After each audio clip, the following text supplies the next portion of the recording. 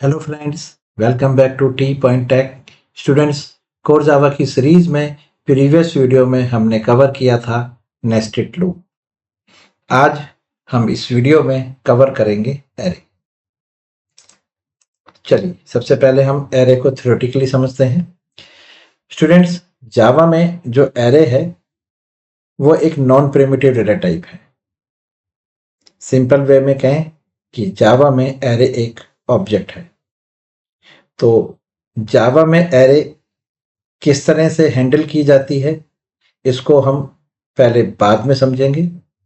पहले समझते हैं कि एरे होता क्या है। स्टूडेंट, एरे जो है वो group of similar data types का कलेक्शन होता है। सिंपल वे में कहें कि एरे एक लिस्ट है जिसमें सिमिलर टाइप की वैल्यूज स्टोर होती हैं। फॉर एग्जाम्पल, आपके पास एक रोल नंबर की सीरीज है तो आप रोल नंबर की एक एरे बना लें स्टोर करने के लिए। आपके पास सब्जेक्ट के मार्क्स की एक सीरीज है तो आप एक सब्जेक्ट की एरे बना ले उन मार्क्स को स्टोर करने के लिए। उसका बेनिफिट आपको ये मिलेगा कि एरे में जो मैनिपुलेशन है वो बहुत इजी होती है। कहने का मतलब, एरे में वैल्यू को गेट करना और सेट करना बहुत इजी होता है in comparison to individual variable. आज से पहले, एरे से पहले हमने जितने भी प्रोग्राम्स जावा में डेवलप किए हैं उसमें हम वैल्यू को स्टोर करने के लिए इंडिविजुअल वेरिएबल का यूज करते थे। अब सोच के चलिए कि अगर मुझे 5 स्टूडेंट्स के रोल नंबर स्टोर करने हैं तो मुझे 5 वेरिएबल चाहिए होंगे इंडिविजुअली अलग अलग। अब फ्यूचर में उन वेरिएबल्स पे काम करना, इंडिविजुअली अलग अलग उनको हैंडल करना एक टिपिकल टास्क होगा। अगर मैं उनको इंडिविजुअली अलग अलग स्टोर ना करके उसको एरे के फॉर्मेट में स्टोर कर लूं तो उनको मैनिपुलेट करना इजी हो जाएगा। इसलिए हम एरे का यूज करते हैं। एरे जो है वो एक लीनियर डाटा स्ट्रक्चर होता है, ये ध्यान रखिएगा। यानी कि सीक्वेंस, एक के बाद एक, सिंगल रो में, जो एक्सेस किया जा सकता है इंडेक्स बेस्ड। इंडेक्स की हेल्प से आप एरे को गेट और सेट कर सकते हैं क्योंकि वो लीनियर डाटा स्ट्रक्चर है, सीक्वेंस में होगा एक के बाद एक। और जो इंडेक्स है वो हमेशा 0 से स्टार्ट होता है। एरे का इंडेक्स हमेशा 0 से स्टार्ट होता है, ये याद रखिएगा, ये पॉइंट है।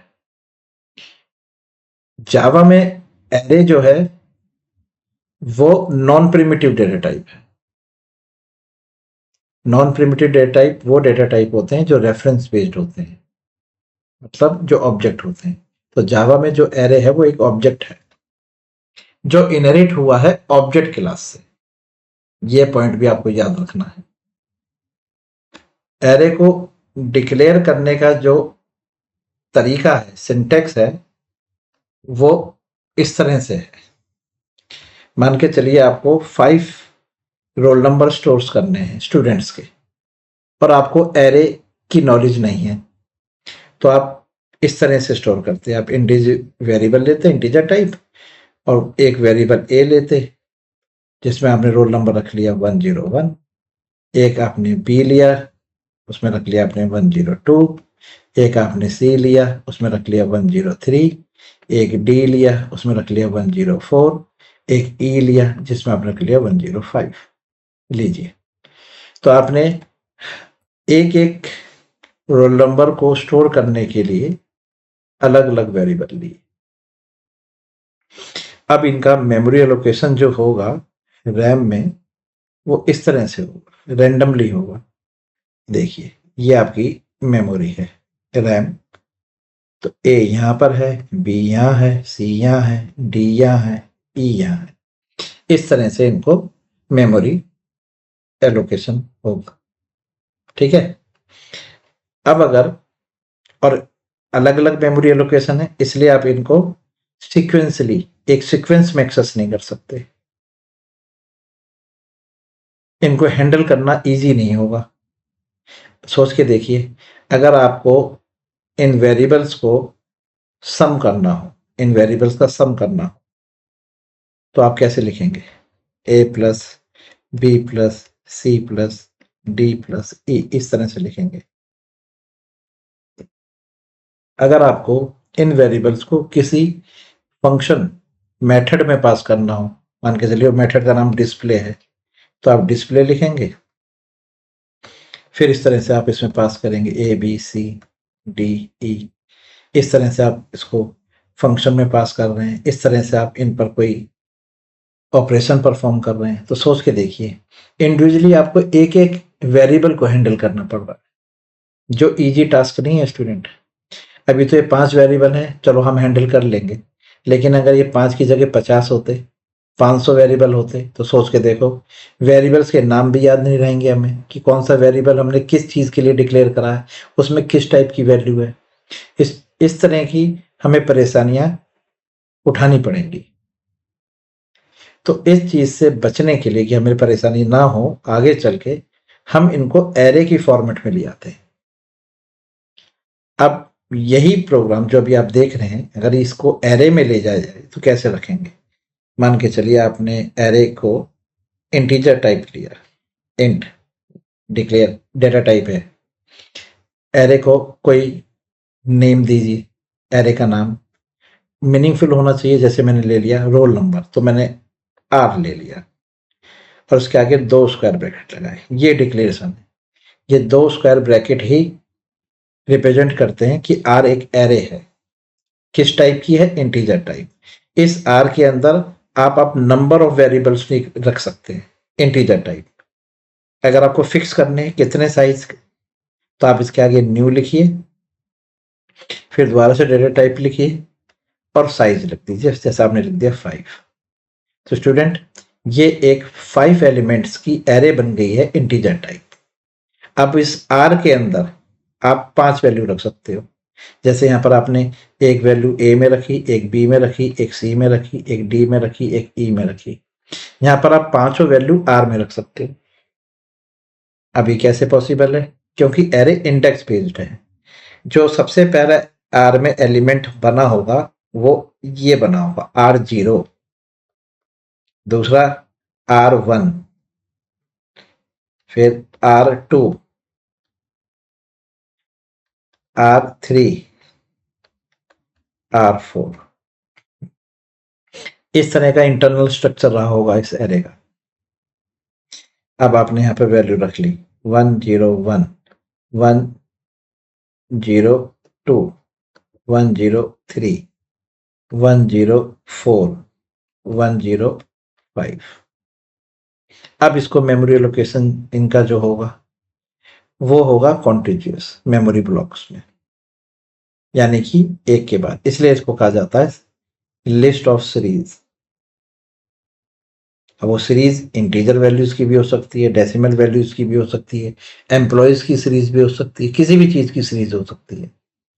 अब इनको जो मेमोरी मिलेगी वो कॉन्टिग्यूअस होगी। देखिए R0 ये आ गया, R1, R2, R3, R4। लीजिए, इस तरह से इनको मेमोरी एलोकेट होगी। अब ये सीक्वेंस में है, इसके लिए इसको बोला जाता है लीनियर डाटा स्ट्रक्चर, क्योंकि एक सीक्वेंस में है, एक लाइन में है। अब अगर आप इन पे कोई ऑपरेशन परफॉर्म करना चाहते हैं तो आप लूप की हेल्प से ये सभी एलिमेंट्स को आप गेट और सेट कर सकते हैं with the help of loop. कैसे? फॉर एग्जांपल देखिए, आप एक यहाँ पे फॉर लूप लिखिए। फॉर इंडेक्स 0 से स्टार्ट होता है, तो आपने लिखा I equal to 0, I less than 5 और I प्लस प्लस। अब ये जो लूप आइटरेट होगा स्टूडेंट, तो ये जो वैल्यू जनरेट करेगा आइट्रेशन के टाइम वो होगी 0, 1, 2, 3, 4।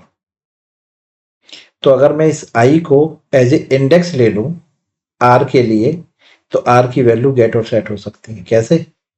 अगर मैं यहाँ पर इस तरह से लिख दूं आर और आर के स्क्वायर ब्रैकेट में मैं आई लिख लूं, तो यहाँ पर क्या होने वाला है, आई की वैल्यू फर्स्ट टाइम मुझे क्या मिलने वाली है, 0, तो ये कहलाएगा आर 0। अगली बार आई की वैल्यू 1 इंक्रीमेंट होकर आर 1, अगली बार आर आई की वैल्यू 2 आर 2, आई की वैल्यू 3 आर 3, आर की वैल्यू 4 आर 4। इस तरह से वैल्यू गेट और सेट की जा सकती है। क्लियर है? समझ में आ गया? इसलिए एरे को यूज किया जाता है जब आपको अपने प्रोग्राम में मल्टीपल वेरिएबल्स यूज कर रहे हैं सिमिलर टाइप के, तो आप उनको एरे में कन्वर्ट कर लीजिए। क्लियर? चलिए, अब स्टूडेंट कुछ इंपॉर्टेंट पॉइंट्स हैं जो हमें एरे के बारे में पता होना बहुत जरूरी है। पहला point, like all other objects in Java array is also an object. ध्यान रखिए, एरे जावा में एक ऑब्जेक्ट है जो इम्प्लिसिटली इनहेरिट हो रही है ऑब्जेक्ट क्लास। ये बहुत इंपॉर्टेंट पॉइंट है जो आपको याद रखना है कि जावा में जो एरे है वो एक ऑब्जेक्ट है, इसलिए मैंने ऊपर हेडिंग में लिखा है array non primitive data type. ये एक नॉन प्रिमिटिव डेटा टाइप है। क्लियर? चलिए, दूसरा पॉइंट कि एरे के पास एक बिल्ट प्रॉपर्टी है जिसका नाम लेंथ है। तो लेंथ प्रॉपर्टी का यूज किया जाता है एरे में नंबर ऑफ एलिमेंट्स को काउंट करने के लिए। कहने का मतलब कि हमने एक एरे डिक्लेयर करी है, उस एरे के अंदर कितने एलिमेंट्स हैं ये हमें पता करना है। तो अगर हम लेंथ प्रॉपर्टी का यूज करेंगे तो हमें पता चल सकता है कि एरे के अंदर कितने एलिमेंट्स हैं। क्लियर है? तो एलिमेंट्स को काउंट करने के लिए हम लेंथ प्रॉपर्टी का यूज करते हैं। जैसे फॉर एग्जांपल, मैंने एक एरे डिक्लेयर करी है इंटीजर ए, ये स्क्वायर ब्रैकेट लगाया और उसके आगे मैंने इस तरह से ब्रेसेस में वैल्यू स्टोर करा दी 8 2 6 3 9 4। तो मुझे काउंट करने हैं नंबर ऑफ एलिमेंट्स एरे में कितने हैं। तो अगर मैं यहाँ लिखूं a डॉट लेंथ, अगर मैं a डॉट लेंथ लिखूं तो ये मुझे रिटर्न करेगा नंबर ऑफ एलिमेंट्स काउंट करके, जो मैंने एक वेरिएबल मान के चलिए w में ले लिया। तो अगर अब मैं system dot out dot print w को प्रिंट कराऊं तो मुझे जो आउटपुट मिलने वाला है वो मिलेगा 6, क्योंकि यहाँ पर 6 एलिमेंट है। काउंटिंग में 6 है, लेकिन इंडेक्स जो होगा वो 0 से होगा। ये 0 इंडेक्स पर है, ये 1 इंडेक्स पे है, ये 2 इंडेक्स पर है, ये 3 इंडेक्स पर है, ये 4 इंडेक्स पे है, ये 5 इंडेक्स पे है। इंडेक्स 0 से स्टार्ट होता है, काउंटिंग में ये 6 है। तो ये हम कहेंगे ये A0 इंडेक्स है, ये A1 है, ये A2 है, ये A3 है, ये A4 है, ये A5 है। क्लियर? इस तरह से आप लेंथ प्रॉपर्टी का यूज करेंगे। तीसरा पॉइंट कि एरे में आप दोनों तरह की वैल्यू स्टोर कर सकते हैं, प्रिमिटिव टाइप भी और ऑब्जेक्ट टाइप। तो कहने का मतलब ये हुआ कि जावा में प्रिमिटिव टाइप एरे भी हो सकती है और ऑब्जेक्ट टाइप भी हो सकती है। फॉर एग्जांपल, इंट मेरा एक प्रिमिटिव डेटा टाइप है, तो लीजिए हम कहेंगे ये एक प्रिमिटिव टाइप एरे है, इंटीजर टाइप। आपने स्ट्रिंग ले ली। अब जावा में स्ट्रिंग जो है वो एक क्लास है, आपने बी लिया, तो आप यहाँ कहेंगे बी एक एरे है स्ट्रिंग टाइप, यानी कि बी में स्ट्रिंग टाइप वैल्यू आएगी जो अपने आप में एक ऑब्जेक्ट हो, क्योंकि स्ट्रिंग जो है वो ऑब्जेक्ट है। ठीक, इसी तरह से आपने एक स्टूडेंट क्लास ले ली, यहाँ लिखा आपने सी, तो आप यहाँ पे कहेंगे सी जो है वो एक एरे है स्टूडेंट क्लास की। तो यहाँ पर प्रिमिटिव टाइप भी हो सकती है और ऑब्जेक्ट क्लास भी हो सकती है। क्लियर? चलिए, कॉन्टिजियस मेमोरी जो मैंने अभी आपको बताया, when we use array of primitive type, तो elements are stored in contiguous location. लेकिन अगर एरे नॉन प्रिमिटिव टाइप की है तो reference of items are stored at contiguous location, उनका रेफरेंस स्टोर होगा। ये ध्यान रखिएगा। फॉर एग्जाम्पल देखिए, आपने एक एरे ली है प्रिमिटिव टाइप, ये ले लिया आपने एक एरे जो 5 एलिमेंट्स की है। ध्यान से देखिएगा, ये समझने वाली बात है। तो अब अगर आप इसको इनका मेमोरी एलोकेशन करने जा रहे हैं तो इनको मेमोरी इस तरह से एलोकेट होगी, कॉन्टिजियस तो होगी लगातार, जब भी तो बोलते हैं कि एक लिस्ट है, ये एरे क्या है, एक लिस्ट है। तो ए बी नहीं, यहाँ पर A0 A1 A2 A3 A4 इस तरह से मेमोरी एलोकेट हो गई। ओके, चलिए। लेकिन अगर ये रेफरेंस टाइप है, ठीक है, एरे जो है वो रेफरेंस टाइप है, तो कैसे होगी? मान के चलिए आपने एक स्टूडेंट क्लास के ऑब्जेक्ट की एरे ली है, स्टूडेंट की, Z equal to new student, student नाम की क्लास है, ये समझिए। रेफाई, अब यहाँ पे रेफरेंस लेगा इसका, ठीक है। अब जैसे एक Z0 है, Z1 है, Z2 है, Z3 है और Z4 है। इनका रेफरेंस स्टोर करेगा अपने।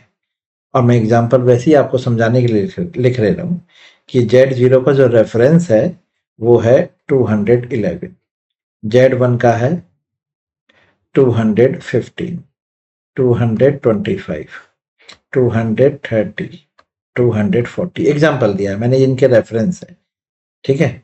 अब यहाँ पर जो एरे में स्टोर होगा स्टूडेंट, वो Z0 नहीं स्टोर होगा, हाँ जी, यहाँ पे इनके रेफरेंस स्टोर होगा। यहाँ पर एरे में रेफरेंस आएंगे, यहाँ पर जैसे 211, 215, 225, 230 एंड 240 रेफरेंस स्टोर। अगर ऑब्जेक्ट टाइप है यानी कि नॉन प्रिमिटिव है तो रेफरेंस स्टोर होगा, और अगर प्रिमिटिव टाइप है तो वेरिएबल लोकेशन पे स्टोर होंगे, ठीक है, एलिमेंट स्टोर होंगे और वहां पर रेफरेंस स्टोर होगा, ठीक।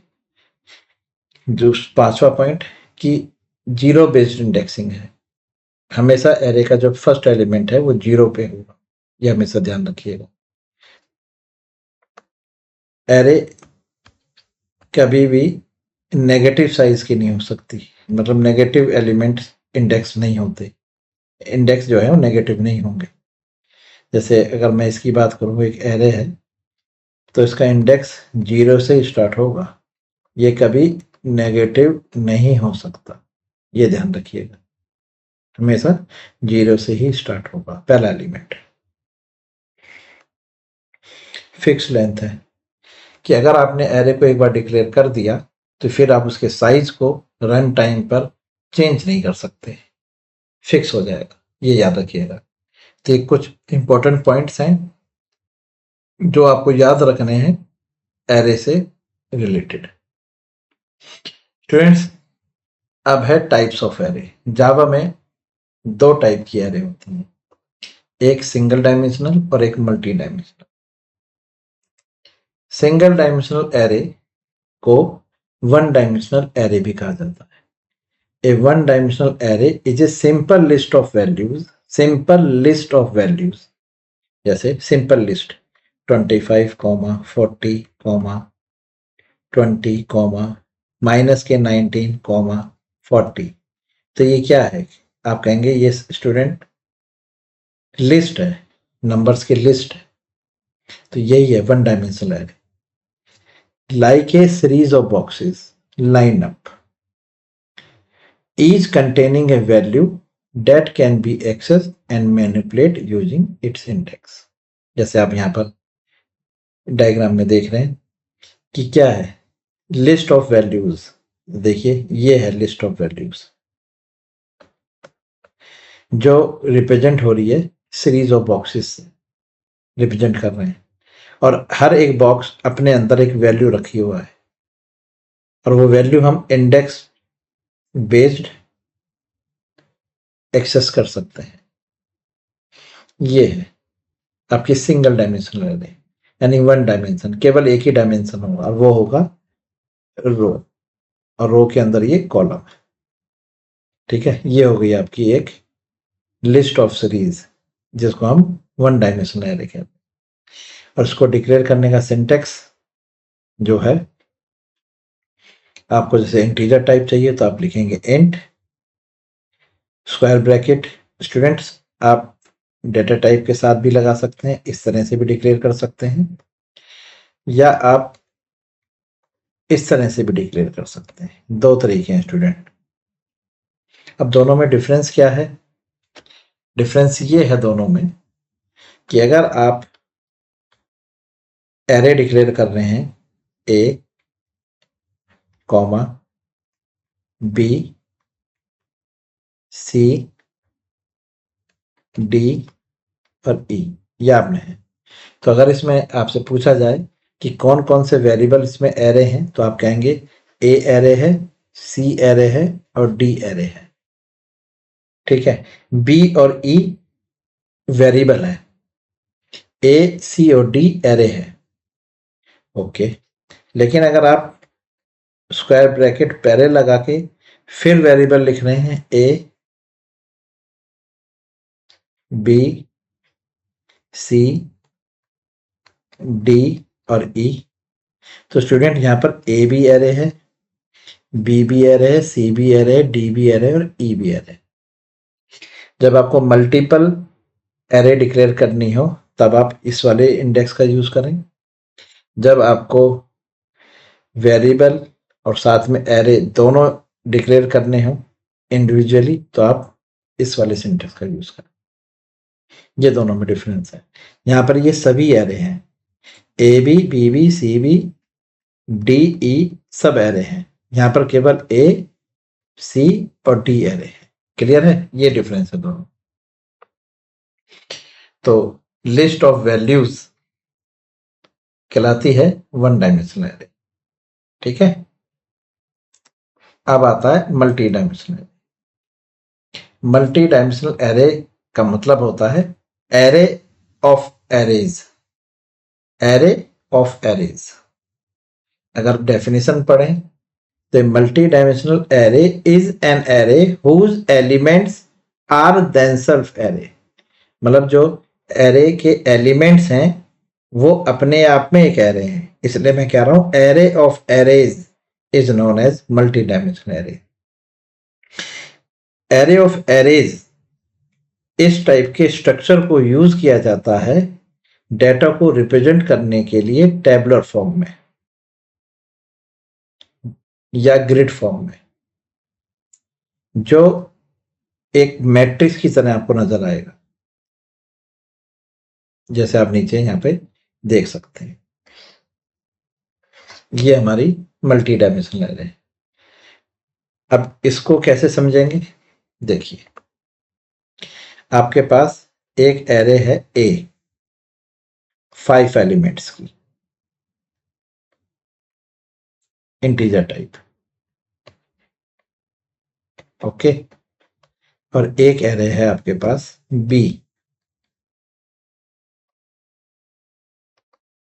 5 एलिमेंट्स की। एक एरे है आपके पास सी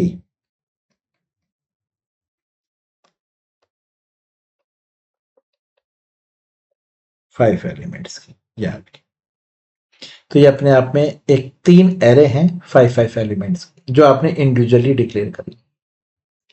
आप ऐसा भी कर सकते हैं, इनको इंडिविजुअली ना रखें, इनका ही ग्रुप बना लें, एरेज का ही ग्रुप बना लें, वो होती है मल्टी डायमेंशनल एरे। जैसे इंट, अब आप 2 स्क्वायर ब्रैकेट लगाएंगे। पहले तो आप नाम रख लिए जेड, ये एरे का नाम हो गया मल्टी डायमेंशनल, और 2 स्क्वायर ब्रैकेट लगाएंगे।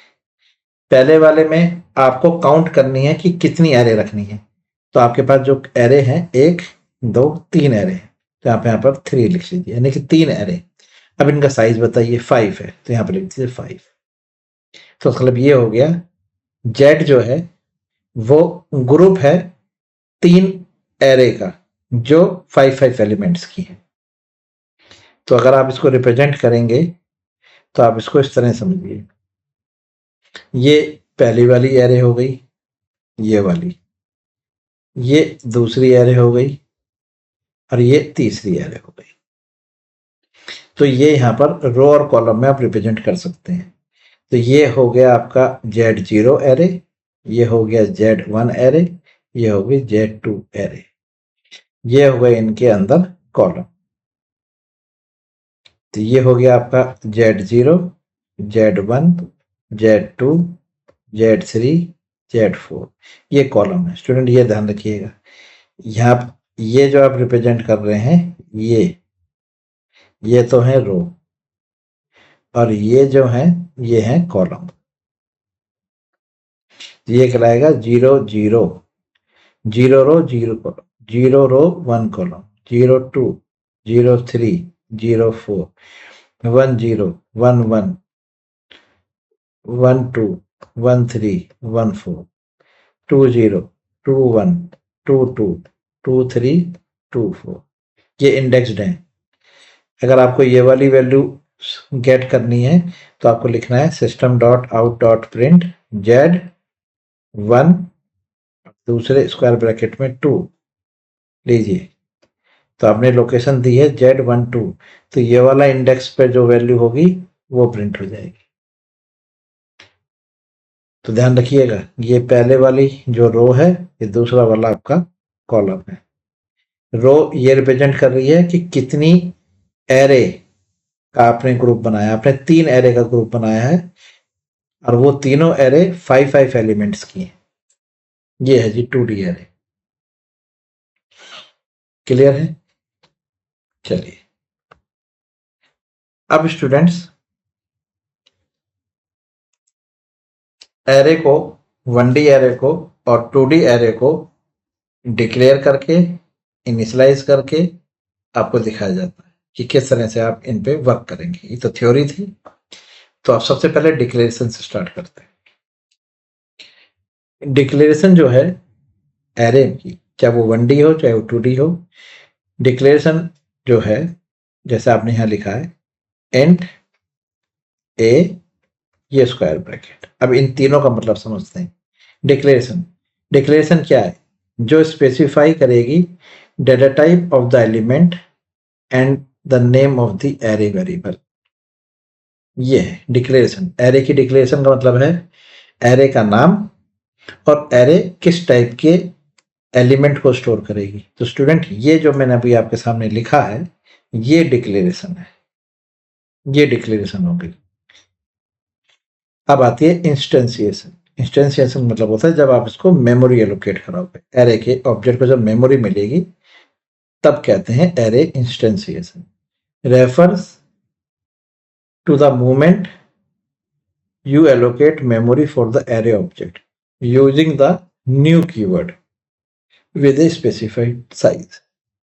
तो ये तो डिक्लेरेशन थी। अब डिक्लेरेशन में अगर आप इक्वल टू करके न्यू लिखें और इंट लिखकर ये साइज, अब आप कह सकते हैं कि एरे को मैंने इंस्टेंशिएट यानी कि इनिशियलाइज कर दिया है। साइज इंस्टेंशिएशन मतलब होता है कि हमने उसको मेमोरी एलोकेट करा दी है, साइज मिल गया है उसको। ओके, अब अगर एरे को वैल्यू प्रोवाइड कर दी जाए, जैसे ये मैंने वैल्यू प्रोवाइड करी A0 equal to 45, okay, A1 equal to 26, इसे कहेंगे इनिशियलाइजेशन। तो 3 प्रॉपर्टी है, डिक्लेरेशन, इंस्टेंशिएशन और इनिशियलाइजेशन। तो ये इनिशियलाइजेशन वाला पार्ट है। अगर आप केवल ये ले रहे हैं तो डिक्लेरेशन है, इसके साथ आप न्यू ऑपरेटर का भी यूज कर रहे हैं तो इंस्टेंशिएशन है। ओके, तो नीचे आप देख सकते हैं मैंने यहाँ पर चार्ट में आपको दिखा रखा है कि एरे की डिक्लेरेशन जो है वो इस तरह से हो सकती है। ये एरे की डिक्लेरेशन जिसमें केवल एरे का वेरिएबल डिक्लेयर किया गया है, ठीक है, लेकिन एरे अभी एग्जिस्ट नहीं करती, सिर्फ डिक्लेयर की गई है लेकिन वो एग्जिस्ट नहीं करती। एग्जिस्ट कब करेगी? जब मेमोरी मिलेगी। फिर इंस्टेंशिएशन हुआ है सेकंड वाले में। यहां पर मैंने इस एरे को, देखिए इस एरे को तो यूज करा है मैंने यहाँ पर, ये देखिए यहाँ पर हम इसको साइज दे रहे हैं, एरे का साइज, इसे कहेंगे एलोकेट मेमोरी फॉर 10 एलिमेंट्स। यहाँ पर इनिशिएट हुई है, ठीक है। इन दोनों को आप कंबाइंड भी कर सकते हैं, अलग अलग लाइन में ना करके इस तरह से भी कर सकते हैं। एक साथ आपने डिक्लेयर भी कर दी और इंस्टेंशिएट भी कर दी, दोनों एक साथ भी हो सकते हैं। और सबसे लास्ट वाला जो है ये इनिशियलाइजेशन है, जो आपने वैल्यू इनिशियलाइज करी है। क्लियर? इस तरह से आप एरे को डिक्लेयर, इंस्टेंशिएट और इनिशियलाइज कर सकते हैं। चलिए इसको प्रैक्टिकली करके आपको दिखाते हैं। देखिए, आपको 5 एलिमेंट्स की एरे लेनी है, तो आपके पास 3 तरीके हैं। पहला तरीका इंटीजर ए, इस तरह से स्क्वायर ब्रैकेट लगाइए, ओके, और फिर आगे लिखिए न्यू इंटीजर और ये 5 लिख दिया आप। तो स्टूडेंट ये आपने यहाँ पर एरे को डिक्लेयर किया है और इंस्टेंशिएट किया है। अब ये जो ब्रैकेट है ये पुराना स्टाइल है, नए स्टाइल में पीछे की तरफ, आगे की तरफ एरे का जो नाम है उसके आगे की तरफ आप स्क्वायर ब्रैकेट लगाएंगे। आप ये वाला भी डिक्लेरेशन कर सकते हैं, ठीक है। तो स्टूडेंट ये तो कंबाइंड है, ये है कंबाइंड, कंबाइंड डिक्लेरेशन एंड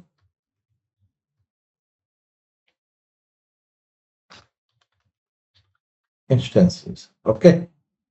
ये तो दोनों आपने एक साथ करना। एक तरीका है ए, आपने बी, ये डिक्लेरेशन हो गई, फिर आप लिख रहे हैं B equal to new int, ये हो गया। तो यहां पर आपने केवल ओनली डिक्लेरेशन, ये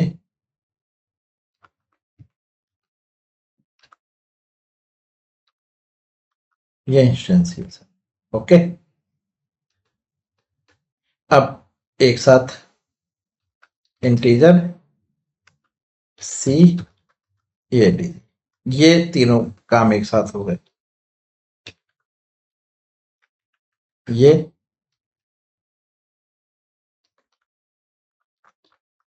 कंबाइंड डिक्लेरेशन भी हो गई, डिक्लेरेशन, इंस्टेंशिएशन एंड इनिशियलाइजेशन, ये सारे काम यहाँ पर एक साथ हो। लीजिए, तो ये 3 तरीके हैं जिससे आप एरे को डिक्लेयर कर सकते हैं। यहाँ पे डिक्लेरेशन और इंस्टेंशिएशन एक साथ है, यहाँ पर केवल डिक्लेरेशन है, बाद में आपने उसको इनिशिएट किया है, और यहाँ पर आपने तीनों एक साथ करे हैं, डिक्लेयर भी कर दी, इनिशिएट भी कर दिया, 3 एलिमेंट्स के साथ, ओके। अब ये तीनों सिंटेक्स सही है, आप चाहें तो इसे कंपाइल करके देख लें, कोई एरर मैसेज आपको नहीं मिलने वाला। देख लीजिए, ये देखिए, देखिए कोई एरर मैसेज नहीं है, इसका मतलब है ये तीनों डिक्लेरेशन सही है। अब अगर आप यहाँ पर वैल्यू रखना चाहते हैं तो आप इस तरह से वैल्यू रखेंगे, ये देखिए A0 इक्वल टू 45, ओके, और A1 A2 A3 A4 ये आपने एलिमेंट्स स्टोर कर लिए हैं, लीजिए, ओके। ये आपके 5 एलिमेंट स्टोर हो गए हैं एक ही एलिमेंट। इसी तरह से इस वाले में भी आप 5 एलिमेंट स्टोर कर सकते हैं, B0 इक्वल टू 56, इस तरह से आपने इसमें भी 5 एलिमेंट स्टोर करा लिए।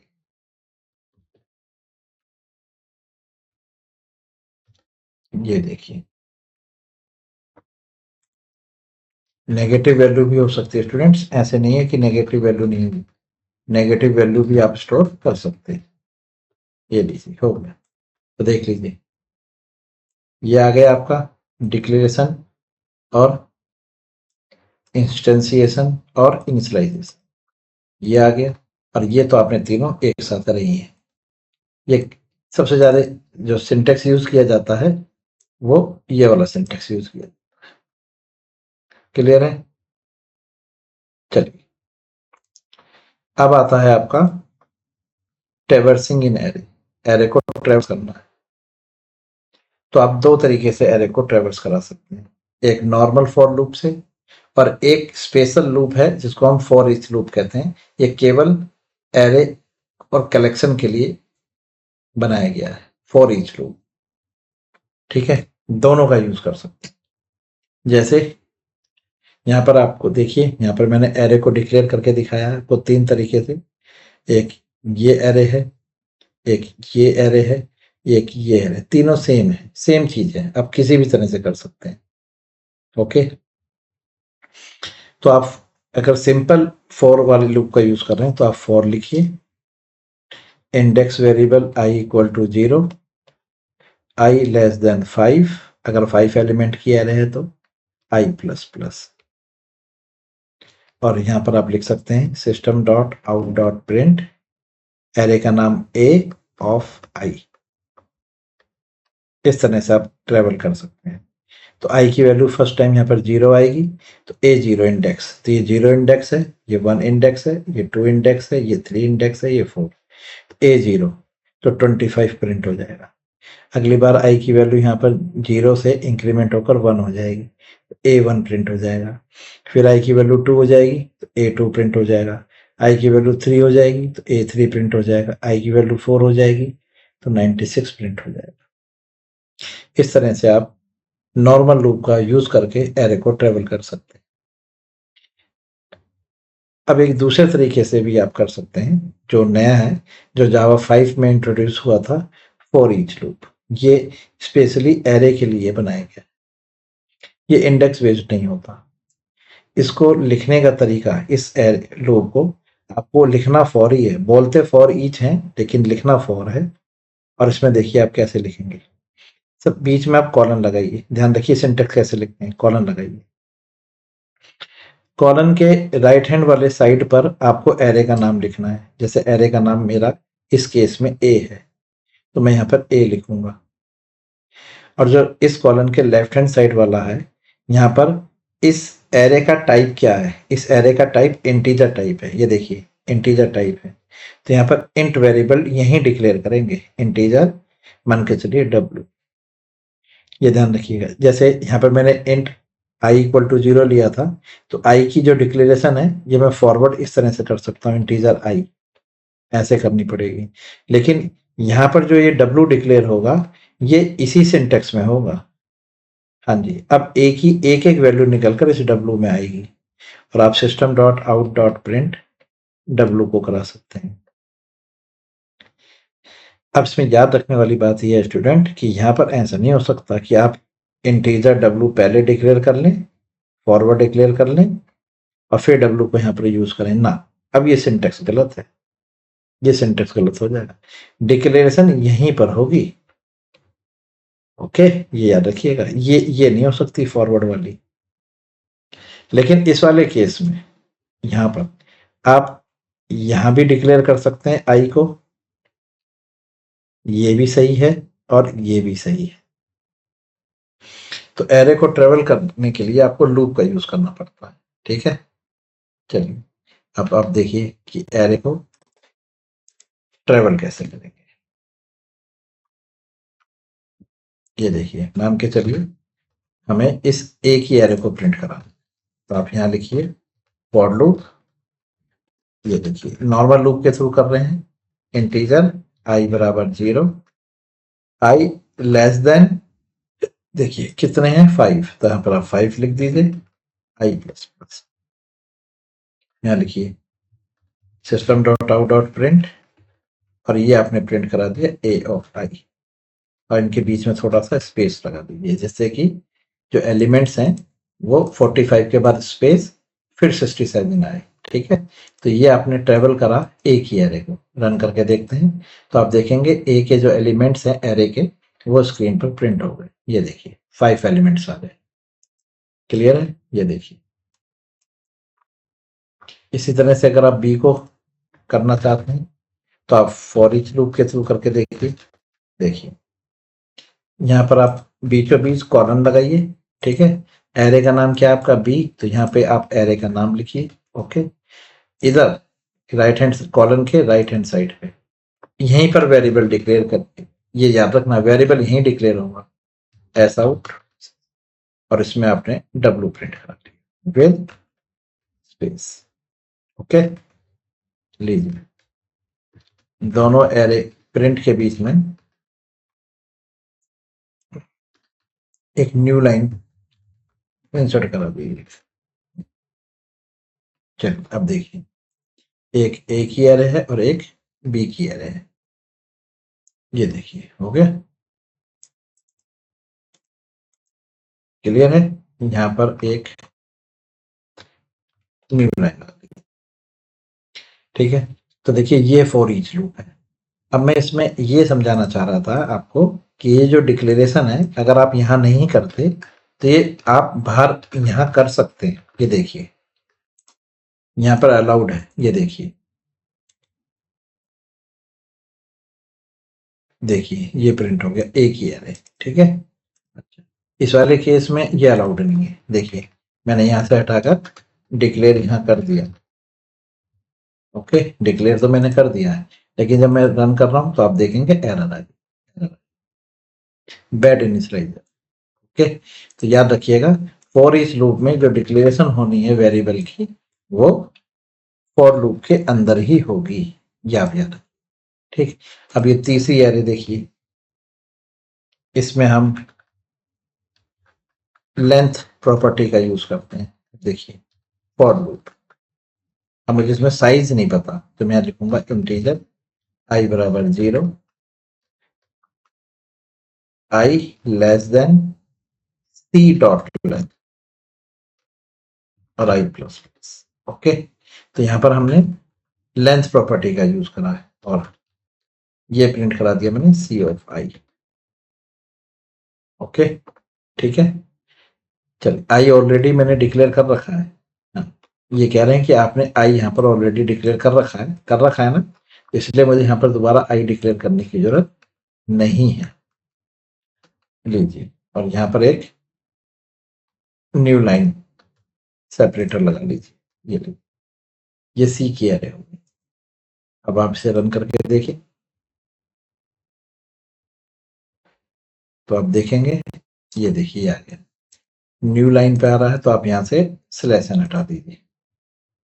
अब देखिए, तो आपने 3 तरह से ट्रेवर्स करके देख लिया, ये देखिए।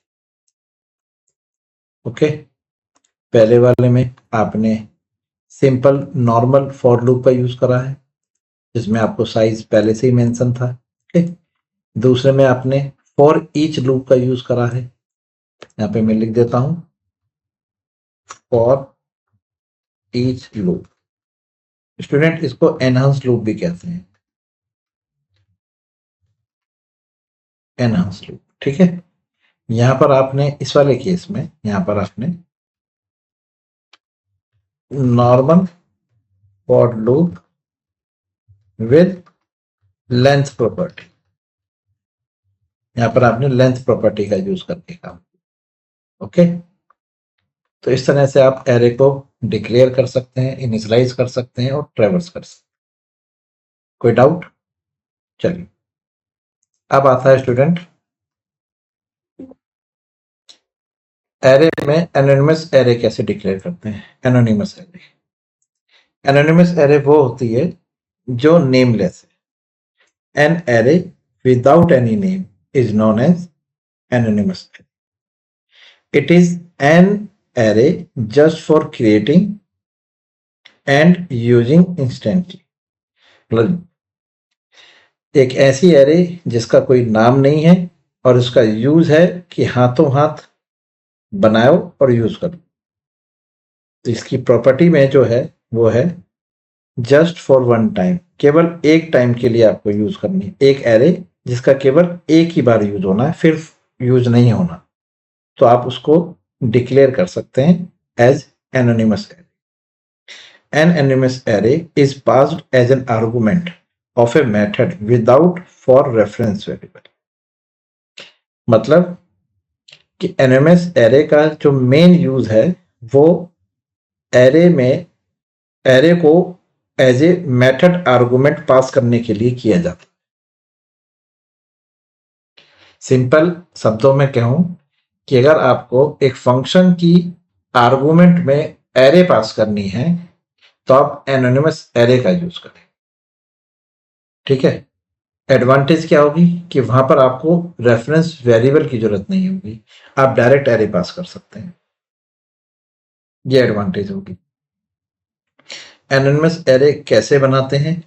सिंटेक्स है, केवल आपको न्यू डायरेक्ट ऑपरेटर का यूज करना है और डिक्लेयर कर देनी है एरे। अब आपने यहां देखेंगे कि आपने इक्वल टू से इधर इस तरह से डिक्लेरेशन नहीं करी, तो अगर आप ये डिक्लेरेशन नहीं कर रहे तो ये एनोनिमस एरे है। अब इसका यूज कहाँ है? फंक्शन की आर्गुमेंट में पास करने के लिए यूज की जाती है। वन टाइम एरे है। समझ में आ गया? चलिए, इसका यूज कैसे करते हैं? इसका यूज किया जाता है स्टूडेंट, जहां आपको एरे यूज नहीं है ओनली फॉर वन टाइम। जैसे एग्जांपल देके समझाता हूं, देखिए।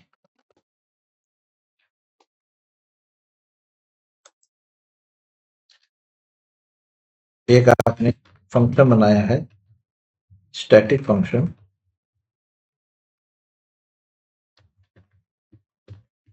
डिस्प्ले।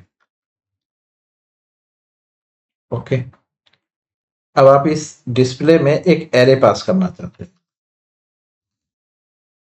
ठीक है, तो आपने यहां पर एक आर्गुमेंट डिक्लेयर करी है एरे टाइप। तो स्टूडेंट, फंक्शन में एरे पास करने के दो तरीके होते हैं, जो आप यहां देखेंगे। पासिंग एरे टू मेथड, दो तरीके हैं। एक है फिजिकल एरे पास करना और एक है एनोनिमस एरे को पास करना। समझे आप? अब देखिए, फिजिकल एरे और एनोनिमस एरे दोनों में क्या डिफरेंस है, ये देखिए। आपने यहां पर एक एरे डिक्लेयर करी, ये देखिए 41, 52, 63, 85, 70। स्टूडेंट, ये एक फिजिकल एरे है क्योंकि आपने इस एरे को एक रेफरेंस दे दिया। ए जो है वो एक रेफरेंस है ना, बोला था ना मैंने आपको शुरू में, एरे क्या है? एक ऑब्जेक्ट है, रेफरेंस है। तो यहाँ पर ये फिजिकल हो गया ना, ए। अच्छा, अब आपको इस डिस्प्ले में पास करना है तो आप केवल क्या लिखेंगे? डिस्प्ले, और इसके अंदर आपने ए पास कर दिया। ये फिजिकल एरे पास हुई है। इस एक्स में ये ए आ गया है। अब आप यहाँ पे प्रिंट करा के देखिए। आप फॉर ईच लूप का यूज कर लीजिए, कोई से भी यूज कर सकते हैं। एक्स,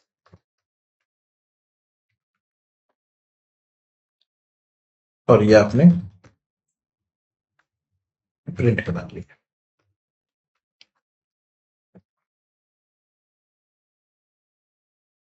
लीजिए, ये आपने फिजिकल एरे ली है।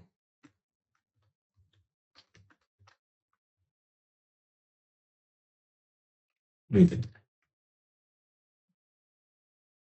ये कंपाइल किया और देखिए रन किया, आ गई आपके सामने। अगर आप इस एरे को अब दोबारा यूज नहीं करना चाहते, सिर्फ वन टाइम यूज था, तो ये फिजिकल एरे यूजलेस है। केवल एक टाइम ही आपको एरे का यूज करना था, फिर यूज नहीं करना। तो आप उसको फिजिकली ना बनाएं, आप एनिमस एरे बनाएं। देखो इस तरह से सीधा डिस्प्ले लिखें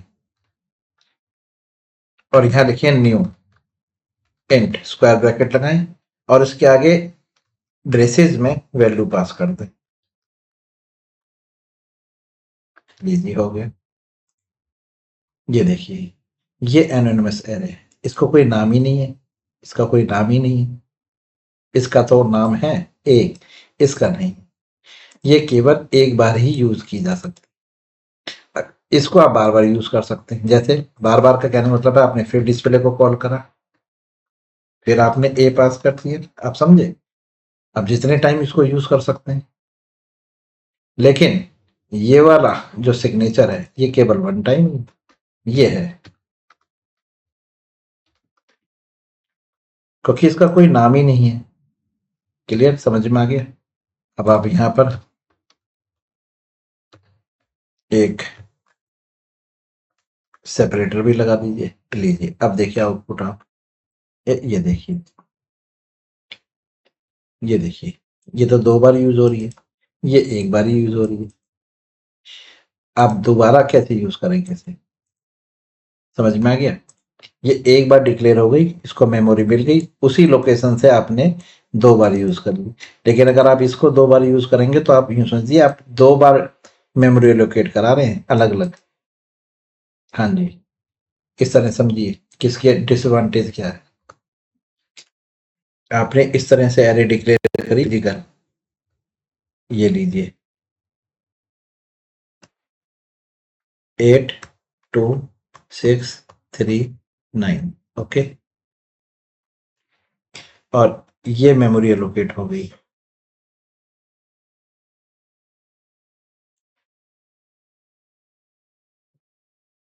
ये आ गया 8 2 6 3 9, और इस पूरी लोकेशन, इसको रेफरेंस है, इस एरे का जो रेफरेंस है, मान के चलिए मैं आपको वैसे ही समझाने के लिए लिख दूं, उसका रेफरेंस है 211, ये इसका रेफरेंस है ए का। ए जो है रेफरेंस वेरिएबल है ना, उसने इस एरे का रेफरेंस ले रखा है ना, ये एरे है स्टूडेंट। इस एरे का जो रेफरेंस है, इस पूरे रेफरेंस को हम कह रहे हैं 211, जो इस ए के पास आ चुका है 211, इसलिए एरे को रेफरेंस वेरिएबल कहा जाता है। अब अगर आप यहाँ पे डिस्प्ले करा रहे हैं, तो यहाँ पर आप जब ए पास कर रहे हैं, फिर आपने दोबारा डिस्प्ले लिखा, फिर आपने यहाँ पर ए पास करा, तो आपने 2 बार ए पास करा।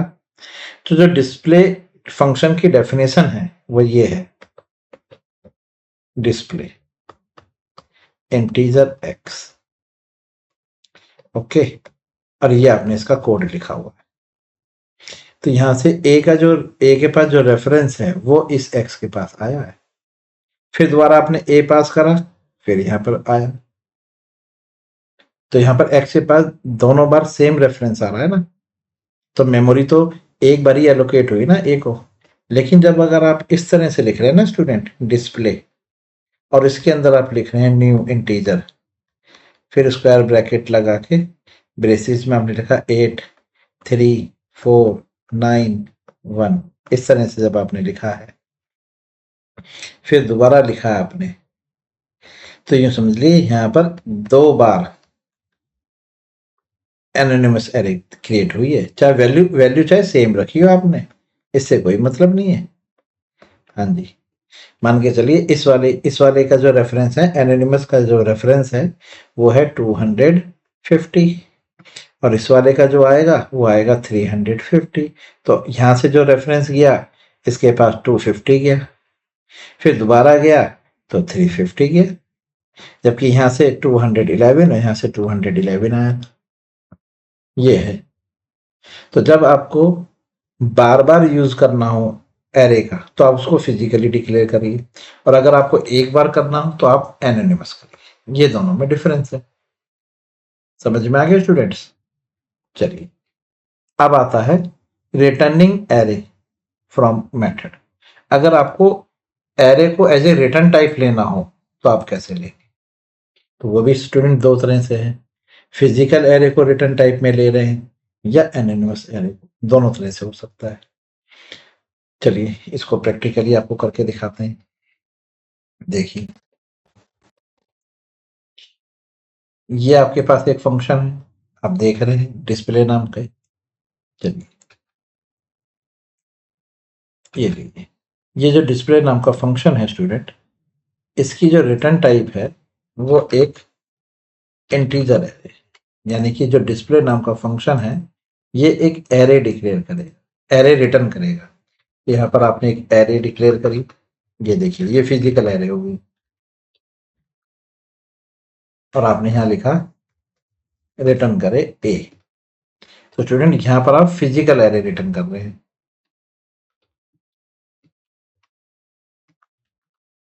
ठीक है।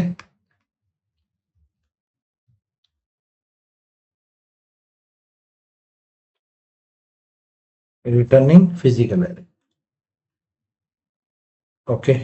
अब आपने यहाँ पर एक एरे डिक्लेयर करी इंटीजर एक्स, और यहाँ लिखा डिस्प्ले, तो जो डिस्प्ले नाम का ये आपने फंक्शन यहाँ पे डिक्लेयर कर रखा है, ये अपनी बॉडी के अंदर एक एरे डिक्लेयर करेगा, फिर उसको रिटर्न कर देगा और रिटर्न होकर ये डिस्प्ले एक्स में आएगा। यानी कि इस डिस्प्ले की जो रिटर्न टाइप है वो मुझे इस एक्स एरे में रिसीव होगी। और ये डिस्प्ले क्या रिटर्न कर रहा है, आप अंदर इसकी बॉडी में देखिए ए रिटर्न कर रहा है, और ए क्या अपने आप में एक एरे है। तो ये जो एरे है ये रिटर्न होकर हमारे पास एक्स में। स्टूडेंट ये जो आप येलो कलर की लाइन देख रहे हैं आपको सजेशन दे रहा है कि ये जिस तरह से आप डिक्लेयर कर रहे हैं ये सी टाइप, ये पुराना तरीका है, आप इसको इस तरह ले लीजिए, ये नया तरीका है। इस चीज को कह रहा है, बाकी ये कुछ नहीं कह रहा है। ये लीजिए, हो गया बस। अब आप यहाँ पे लिखिए फॉर लूप, फॉर ईच का यूज करिए, इंटीजर डब्ल्यू इन एक्स, और यहाँ पे प्रिंट कराइए। ये लीजिए, ये प्रिंट हो गया आपका डब्ल्यू विद स्पेस। तो स्टूडेंट ये फिजिकल एरे, डिस्प्ले ने यहाँ पर एक फिजिकल एरे मुझे रिटर्न करके दी है एक्स में। ये नहीं, अब ये ए के नीचे क्यों आ रहा है, ये भी एक सजेशन दे रहा है कि इस एरे को आप एनोनिमस बना के भेजें। देखिए आप पढ़ सकते हैं कि ये सजेशन क्या दे रहा है। देखिए कह रहा है लोकल वेरिएबल ए इज रिडेंट, मतलब कि इसका यूज नहीं है, ठीक है, ज्यादा यूज नहीं है। तो आप इसको डायरेक्ट यहाँ पर ए को जहां लिख रहे हैं आप डायरेक्ट इस एरे को यहाँ लिख लीजिए। वार्निंग है स्टूडेंट, एरे नहीं है, ये फिजिकल आपके सामने रिटर्न कर दी। ओके, अब यही अगर एनोनिमस एरे रिटर्न करनी होती तो स्टूडेंट वो इसी चीज को कह रहा था, वो जो मुझे सजेशन दे रहा है वो एनोनिमस के लिए ही दे रहा है, ये फिजिकल एरे है। तो मैं क्या करूंगा, इस लाइन को यहाँ से कमेंट कर देता हूँ। देखिए कमेंट कर दी, और यहाँ पे लिखता हूँ ये मुझसे ये वाली डिक्लेरेशन करने को कह रहा था। ये आ गई 41, 52, 63, ले लीजिए। Okay, returning anonymous array. Okay, हो गया। इस वाली लाइन को आपने हटा दिया, यहीं पर डायरेक्टली ये देखिए ये आपको आउटपुट मिल गया। क्लियर। तो एरे को भी रिटर्न करने के दो तरीके हैं, आप फिजिकल एरे बना के भी रिटर्न कर सकते हैं, आप एक एनोनिमस एरे भी रिटर्न कर सकते हैं। कोई डाउट? चलिए आगे चलते हैं।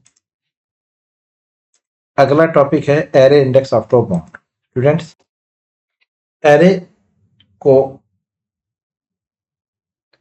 मैंने जब स्टार्ट किया था तो आपको एक पॉइंट बताया था कि एरे का साइज फिक्स होता है। अगर आप एरे के साइज से ज्यादा वैल्यू को गेट कर रहे हैं तो आपको array index out of bound exception आ सकते हैं, जो जेवीएम थ्रो करता है।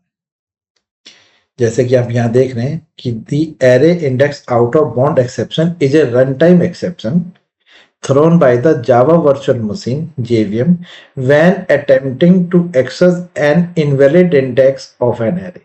Invalid index क्या हो सकता है?